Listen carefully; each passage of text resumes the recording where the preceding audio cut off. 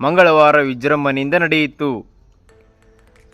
ದೊಡವಾಡದ ಹಿರೇಮಠದ ಜಡಿಸಿದ್ದೇಶ್ವರ ಶ್ರೀಗಳು ಸಾನ್ನಿಧ್ಯ ವಹಿಸಿದ್ದರು.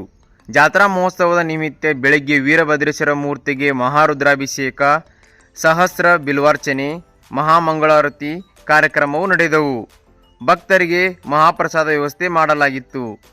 ಸಂಜೆ ಜರುಗಿದ ರಥೋತ್ಸವ ವೇಳೆ ನೆರೆದಿದ್ದ ಸಾವಿರಾರು ಭಕ್ತರು ರಥಕ್ಕೆ ಕಾರಿಕು, ಉತ್ತತ್ತಿ, ಬಾಳೆಹಣ್ಣು, ಹೂಮಾಲೆ ಎಸೆದು ಸಂಭ್ರಮಿಸಿದರು. ವೀರಭದ್ರೇಶ್ವರ ಮಹಾರಾಜ್ ಕಿ ಜೈ, ಹರ ಹರ ಮಹಾದೇವ ಜಯ ಘೋಷಣೆಗಳನ್ನು ಕೂಗಿ ಪುನೀತರಾದರು. ಭಜನೆ, ಡೊಳ್ಳಿನ ವಾದ್ಯ ಮೇಳಗಳು ರಥೋತ್ಸವಕ್ಕೆ ಮೆರುಗು ತಂದವು.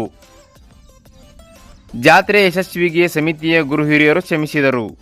ದೊಡವಾಡ್, ಹುಡುಕೇರಿ, ಮಲ್ಲಮ್ಮನ ಬೆಳವಡಿ, ಗುಡಕಟ್ಟಿ, ಬುಡ್ರಕಟ್ಟಿ, ಮೂಗಬಸವ, ಸುತ್ತಗಟ್ಟಿ ಸೇರಿದಂತೆ ಸುತ್ತಲಿನ ಗ್ರಾಮಗಳ ಸಾವಿರಾರು ಭಕ್ತರು ಜಾತ್ರಾ ಮಹೋತ್ಸವದಲ್ಲಿ ಪಾಲ್ಗೊಂಡಿದ್ದರು. ದೊಡವಾಡ್ ಪೊಲೀಸ್ ಠಾಣಾ ವತಿಯಿಂದ ಸೂಕ್ತ ಬಂದೋಬಸ್ತು ಒದಗಿಸಲಾಗಿತ್ತು.